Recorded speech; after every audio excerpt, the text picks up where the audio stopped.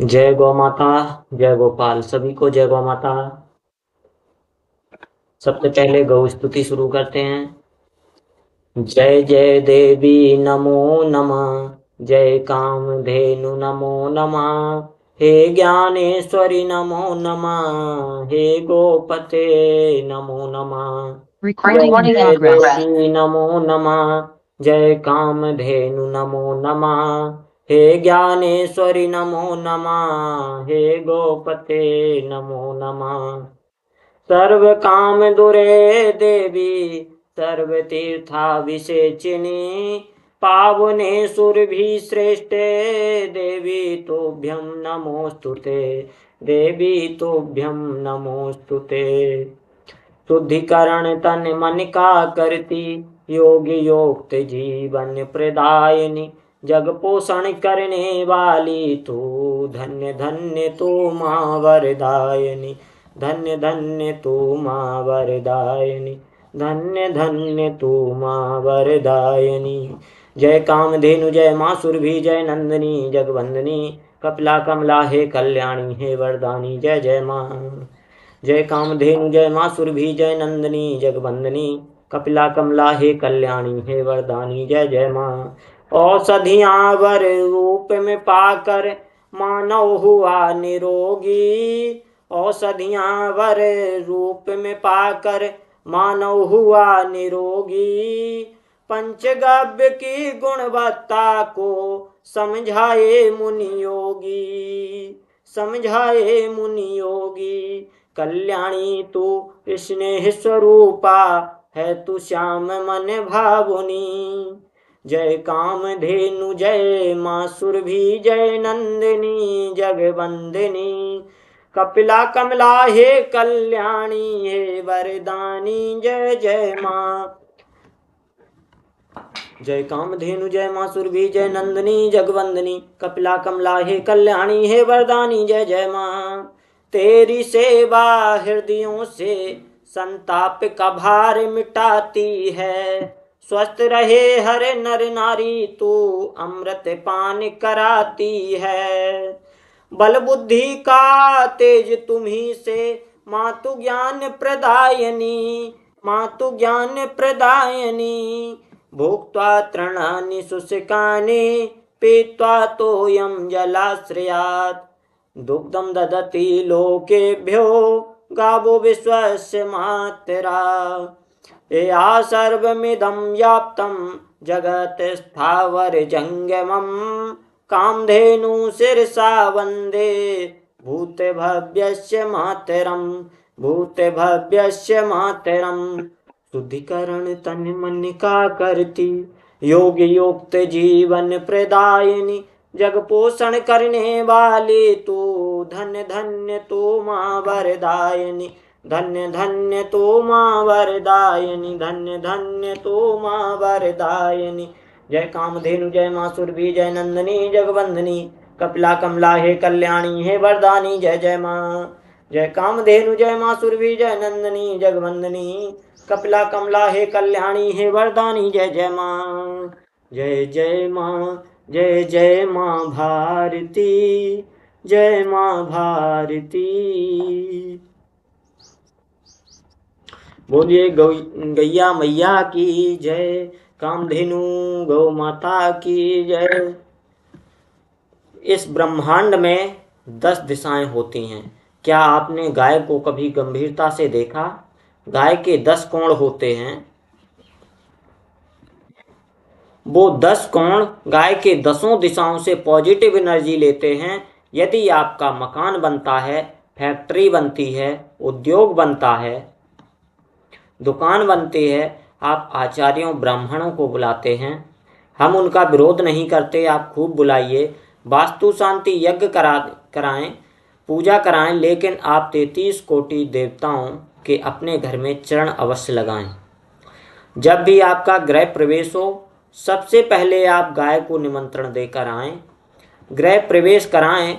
जिस दिन आपका वास्तु शांति का भोजन प्रसादी बनता है, गाय को सबसे पहले खिलाएं। और जब आपके घर आंगन में गौ माता आएगी, आपके घर में जब वो गोबर गौमूत्र त्यागेगी, उसी को आप गंगा जल में घोल करके अपने छत के ऊपर 5 हाथियाँ दे देना या अपने छत के ऊपर गोबर गौमूत्र से लीप देना। उस दिन सूर्य की पॉजिटिव एनर्जी आएगी, आपके घर का एक एक कोना वास्तु दोषों से मुक्त हो जाएगा। हम लोग सप्तधान्य का लड्डू खिलाते हैं गाय को हर पूर्णिमा, अमावस्या, जन्माष्टमी, गोपाष्टमी, गौ बारस, गौ का मकर संक्रांति, ये गौ माता के पर्व हैं।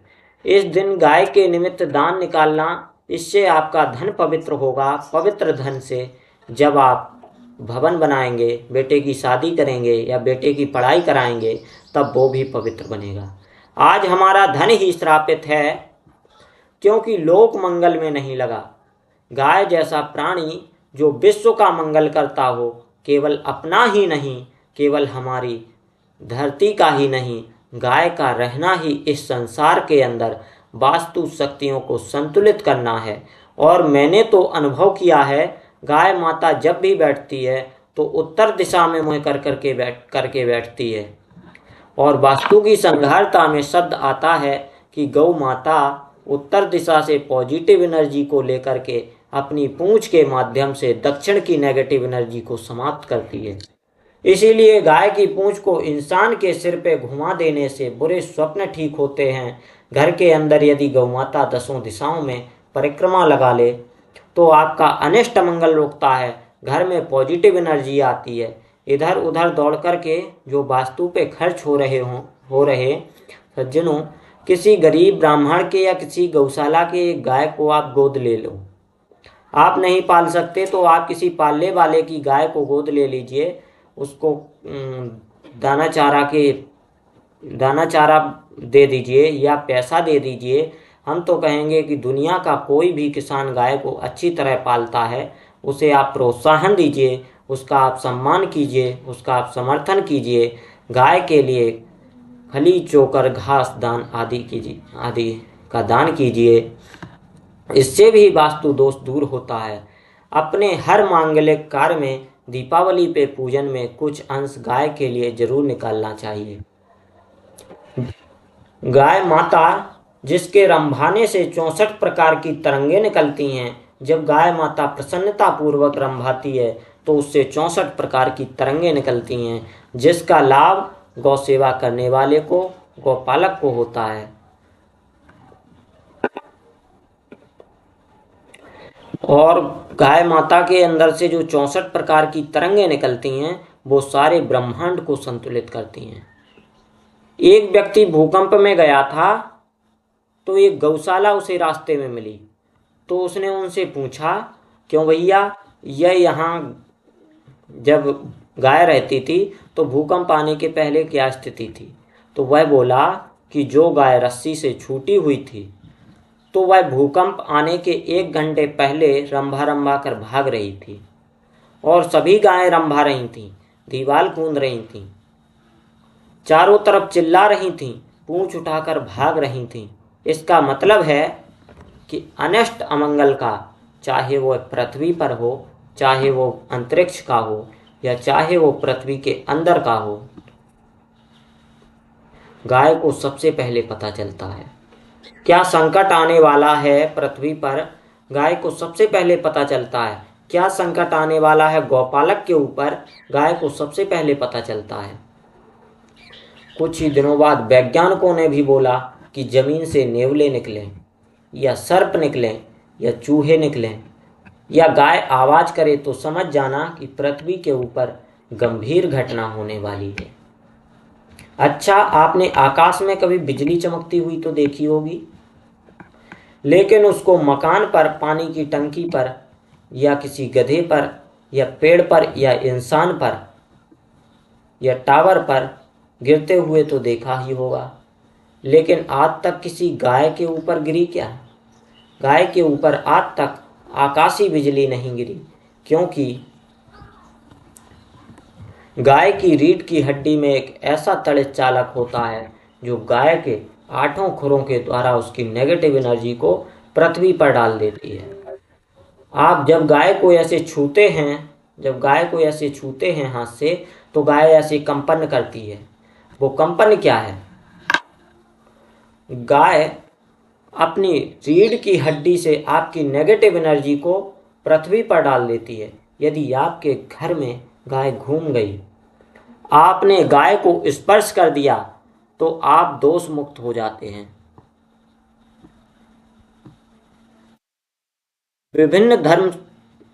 विभिन्न धर्मों में तथा विभिन्न संतों की नज़र में गौ माता का विशेष स्थान रहा है। जैसे स्वामी विवेकानंद के अनुसार बताते हैं, स्वामी विवेकानंद जी कहते थे कि संसार की भूख तो हम अन्न द्वारा मिटा सकते हैं, परंतु कुमार्ग पर चलने वाली बुद्धि की शुद्धि केवल गौ माता के दुग्धपान से ही संभव है। भारत के लोग जिस दिन गौ माता के आध्यात्मिक महत्व को समझ लेंगे, उसी दिन स्वर्णिम एवं सुखी भारत का उदय होगा। यह बात स्वामी विवेकानंद जी कहते थे। महर्षि अरविंद जी भी क्या कहते हैं? महर्षि अरविंद जी के द्वारा सुनिए। महर्षि अरविंद जी कहते हैं कि गौ माता भगवान सूर्यदेव की एक प्रधान किरण का नाम है। गौ भगवान सूर्यदेव की एक प्रधान किरण का नाम है। सूर्य भगवान की गौ किरणें केवल गौ प्राणी में ही अधिक मात्रा में समाविष्ट होती हैं। अतएव आर्य जाति इस प्राणी को गौ नाम से पुकारती है। गौ उषा की छिपी हुई किरण है। यह बात महर्षि अरविंद जी ने कही है। गुरु गोविंद सिंह जी ने भी कहा है कुछ। गुरु गोविंद सिंह जी के जीवन में गौ भक्ति बहुत अच्छी रही है। उन्होंने गौ रक्षा के लिए बहुत कार्य किए हैं। गुरु गोविंद सिंह जी ने कहा कि यही देहु आज्ञा तुर्क गाहे खपाऊं, गौ घात का दोष जग से मिटाऊं। गुरु गोविंद सिंह जी ने कहा, यही देहु आज्ञा तुर्क गाहे खपाऊं, गौ घात का दोष जग से मिटाऊं। ईसा मसीह ने भी कहा है कुछ गाय माता के लिए। ईसा मसीह का मत है, एक बैल व गाय को मानना 100 मनुष्यों को मानने के समान है।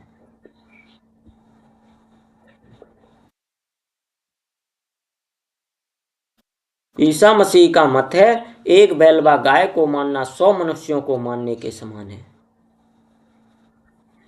कुरान शरीफ में लिखा है कि गाय की इज्जत करो, क्योंकि यह चौपायों का सरदार है। भगवान बुद्ध ने भी गाय के लिए संदेश दिया है। भगवान बुद्ध का संदेश यह है कि भगवान बुद्ध कहते हैं, जैसे माता पिता भाई आदि सब कुटुंब परिवार के लोग हैं, वैसे ही गाय भी हमारी परम मित्र परम हितकारिणी है, जिसके गब्ब से दवा बनती है। गब्ब क्या होता है? दूध, दही, घी, गोमय, गौमूत्र। ये 5 चीजें गब्ब कहलाती हैं। संत विनोबा भावे जी ने भी कहा है। संत विनोबा भावे जी का विचार था, भारत किसानों का देश है, यहाँ की अधिकांश जनता गांवों में रहती है। भारत किसानों का देश है, यहाँ की अधिकांश जनता गांवों में निवास करती है। गाय इनके में ही देश की रक्षा समाहित है। महामना मदन मोहन मालवीय जी ने कहा, देश गौवंश की रक्षा में ही देश की रक्षा समाहित है। महात्मा गांधी जी ने संदेश दिया था कि भारत की सुख समृद्धि गौ के साथ जुड़ी हुई है। महर्षि दयानंद सरस्वती जी ने बताया था, गाय की रीढ़ की हड्डी में सूर्यकेतु नाम की नाड़ी होती है, जो संसार के अन्य प्राणियों में नहीं पाई जाती। प्रातः सूर्योदय के साथ ही वह नाड़ी जाग जाती है और सूर्य की प्रथम किरणें, जो प्राणमय होती हैं, उसे अपने अंदर अवशोषित कर उसके तत्व को स्वर्णक्षार के रूप। कुरान शरीफ में लिखा मिलता है कि गाय का दूध, घी व मक्खन शिफा है, यानी शिफा कहते हैं अमृत को, अमृत कहा गया है। गाय का दूध, दही, घी, मक्खन, ये इसे शिफा कहा गया है कुरान शरीफ में। और कहा गया है गोश्त बीमारियों का कारण है, अर्थात गौमांस बीमारियों का कारण बताया है कुरान शरीफ में। अब आइए थोड़ा सुनते हैं वेद मूर्ति तपोनिष्ठ पंडित श्री राम शर्मा आचार्य जी का संदेश है। गौ भारतवर्ष के सामाजिक और धार्मिक जीवन की एक स्तंभ के समान है। अर्थ, धर्म, काम और मोक्ष जो पुरुषार्थ चतुष्ट हैं, उनकी प्राप्ति होती है। तो जब तक भारतवर्ष गौ की महिमा को नहीं जानेगा, जब तक गौ को माता के रूप में प्रतिष्ठा नहीं देगा, तब तक भारत का खोया हुआ गौरव वापस प्राप्त नहीं हो सकता। इसलिए हमारे वेदों, पुराणों, उपनिषदों में कहा गया है कि गावः प्रतिष्ठा भूतानाम, सबसे पहले गाय को प्रतिष्ठा दो। हम लोग एक ओर तो कहते हैं कि गाय में 33 करोड़ देवताओं का वास है, और दूसरी ओर गाय को पशु समझकर छोड़ देते हैं, पशु समझकर चर्चा करते हैं। अगर गाय में 33 करोड़ देवता हैं तो वह गौ माता अपने देवत्व को प्रकट कर सकती है। उसकी एक ही विधि है, एक ही तरीका है, उसका एक ही साधन है कि हम गाय को प्रतिष्ठा दें। और जब हम गौ माता को प्रतिष्ठा देंगे, तब निश्चित रूप से वह अपने वैभव को, अपने ऐश्वर्य को प्रकट करेगी। इसलिए पूरे देश के अंदर गौ माता को राज्य माता घोषित करो, इस अभियान को लेकर पूरे देश के अंदर एक लहर चल पड़ी है। हर व्यक्ति इसकी ओर आकर्षित हो रहा है। वे समझ रहे हैं कि गाय क्या है, और हमारी भारत सरकार से तो 5 मांगे हैं। गौ माता को राष्ट्र माता घोषित करो, गौ मंत्रालय अलग से स्थापित हो, रासायनिक खाद पर प्रतिबंध लगाओ और गोबर की खाद का ही प्रयोग करो। और भारतीय नस्ल की जो गाय है वही गाय है, जो विदेशी गाय हैं वो गाय के नाम पर धोखा है, उस पर इस देश में प्रतिबंध लगना चाहिए। हर एक गांव में हर एक किसान को भारतीय नस्ल की गाय दी जानी चाहिए, और कृत्रिम गर्भाधान बंद हो, और भारतीय नस्ल का नंदी ही गांव-गांव में पहुंचाया जाए। 10 वर्ष के बालक बालिकाओं को भारतीय नस्ल की गाय का ही दूध दिया जाना चाहिए, बल्कि 10 वर्ष ही नहीं, सभी मनुष्यों को, बच्चा जब से जन्म लेता है तब से लेके और बुढ़ापे तक देसी गाय माता के दूध का ही सेवन करना चाहिए। और एक मांग, गौ हत्यारों को मृत्यु दंड दिया जाए। हमारी भारतीय संस्कृति में असुर उसको कहा गया है, राक्षस उसको कहा गया है जो गाय को पशु के रूप में देखता है। इसलिए हम जो गाय को पशु के रूप में देख रहे हैं, इसलिए गौहत्या का कलंक इस देश के माथे पर लगा हुआ है। जिस दिन हमने गाय को माता के रूप में देखना शुरू कर दिया, माता का सम्मान गौ माता को देने लगेंगे जिस दिन हम, तो गौ माता अपने वैभव को, अपने ऐश्वर्य को, अपने प्रभाव को प्रकट करेगी, और इस देश का वैभव, गौरव वापस प्राप्त हो जाएगा। बोलो गौ माता की जय, गौ माता की जय। एक प्रेरणादायक गीत। गोवर्धन धारी की दुलारी गौ माँ, साधु संत मुनियों की प्यारी गौ माँ। गोवर्धन धारी की दुलारी गौ माँ, साधु संत मुनियों की प्यारी गौ माँ। ममता की ये तो फुलवारी गौ माँ, पर्यावरण की रखे वाली गौ माँ। मानवों की सदा उपकारी गौ माँ, कदम कदम सुखकारी गौ माँ। हाय फिरती है दुखी यारी गौ माँ, हाय फिरती है दुखी यारी गौ माँ। संकट में आज है हमारी गौ माँ, संकट में आज है हमारी गौ माँ, संकट में आज है हमारी गौ माँ।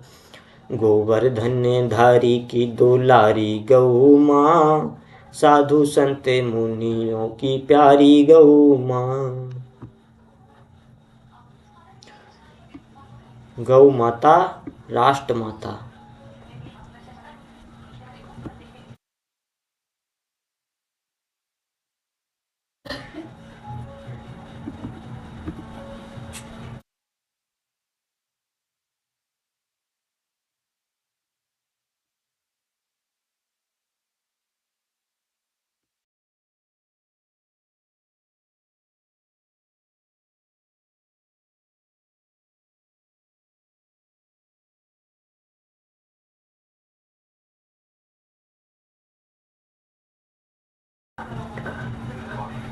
देसी गाय माता हर बीमारी का इलाज भी करती है। देसी गाय माता से या हाँ गौ माता से हर बीमारी का इलाज भी संभव है। गाय माता का दूध पीने से दिमाग तेज होता है। जो बच्चा बचपन से गाय का दूध पीता है उसका दिमाग बहुत ही तेज होता है। गाय माता के दूध व मलाई को चेहरे पर लगाने से सुंदरता आती है। घी गाय माता के घी की निशानी यह है कि वह हल्के पीले रंग का होता है, क्योंकि गाय माता के पीठ पर जो सूर्य भगवान विराजमान हैं, यानी जो सूर्य केतु नाड़ी है, इसलिए घी घी पीने या खाने वाले का दिल मजबूत बनता है और हड्डियां भी मजबूत होती हैं।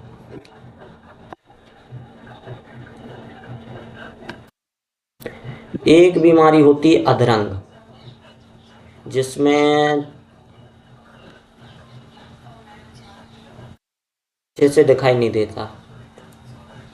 अधरंग वाले रोगी के लिए 3-4 बूंद घी की रात को सोते समय नाक में डालनी चाहिए और 2 चम्मच घी गाय का 1 गिलास दूध में अच्छी तरह मिलाकर पीने से अधरंग जैसे रोगों से 5 से 6 महीनों में छुटकारा मिलता है।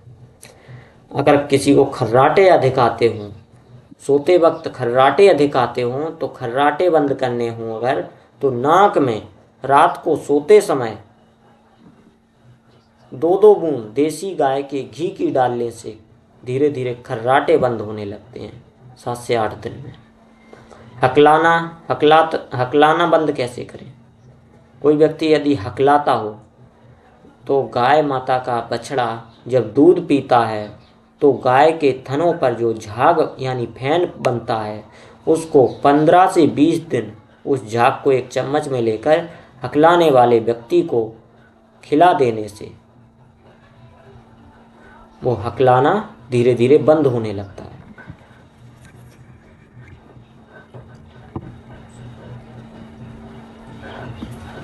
अगर दिमाग तेज करना हो, देसी गाय का घी कांसे की कटोरी में लेकर पैरों तले की मालिश करने से दिमाग बहुत तेज होता है। और अगर बदन दर्द हो रहा हो, किसी का शरीर में कहीं भी दर्द हो, देसी गाय माता के घी की मालिश करने से दर्द खत्म हो जाता है, हड्डियां वज्र जैसी होने लगती हैं। दर्शन का बहुत महत्व है गौ माता का। जो व्यक्ति सुबह उठकर सबसे पहले गाय माता के दर्शन करता है तो उसका भाग्य पलटना शुरू हो जाता है, भाग्य में परिवर्तन आता है, क्योंकि गाय माता से 24 घंटे सात्विक ऊर्जा निकलती है। एक होता है अल्सर वाले रोगी को लगातार 2 महीने गाय के दूध की छाछ यानी लस्सी, मट्ठा कहेंगे जिसे, लस्सी छाछ पीने से अल्सर जैसे रोगों से भी छुटकारा मिलता है। पेट के रोग हों, हर रोज 5 से 10 ml गौमूत्र लेने से पेट के रोग खत्म होते हैं। कैंसर भी खत्म होता है। कैंसर के लिए एक ही गाय के माध्यम से पंचगव्य लेने से कैंसर का भयंकर रोग समाप्त हो जाता है। हर रोज खाली पेट दूध, दही, घी, गौमूत्र और गोबर का रस, इन पांचों को 2 या 4 चम्मच बराबर मात्रा में मिलाकर खाली पेट लेने से 3 से 4 माह में कैंसर रोग से मुक्ति मिल जाएगी। किडनी के रोगी के लिए गाय की बछिया का 1 गिलास का चौथा हिस्सा गौमूत्र सुबह हर रोज खाली पेट लेने से 2 महीने में किडनी का रोग ठीक हो जाएगा। आंख व कान, यदि आंख व कान में दर्द हो तो 1-1 चम्मच गौमूत्र की डालने से, लेकिन आंख में जलन होगी अधिक, दर्द से मुक्ति मिल जाती है। टीबी की बीमारी होने पर गाय के संग रहने व गौमूत्र के सेवन से जीवन में शांति व क्रांति आती है और 5 से 6 माह में गाय के संग से टीबी का रोग भी समाप्त हो जाता है।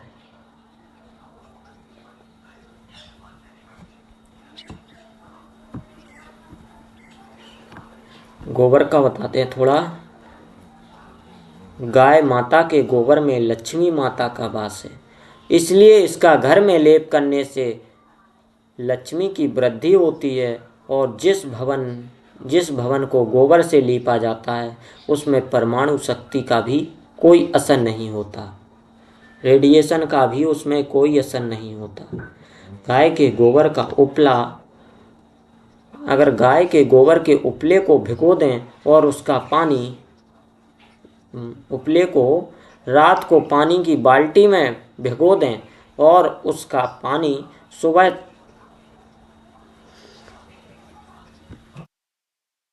सुबह तक लाल हो जाएगा। उस पानी को पेड़ों पर स्प्रे करने से 14 दिन में पेड़ 4 बार बढ़ता है, यानी वृद्धि होने लगती है।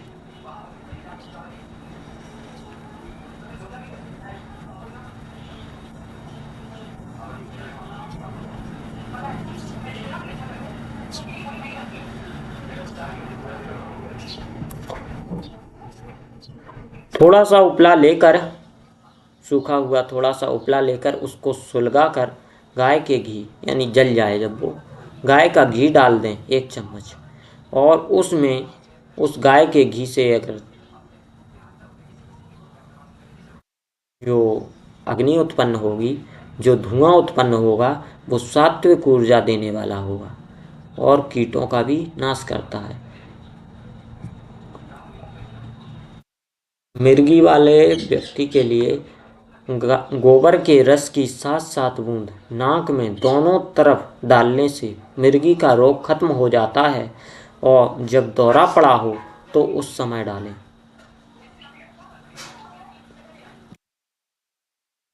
नॉर्मल डिलीवरी के लिए भी इसके सफल रिजल्ट मिले हैं बहुत ज़्यादा।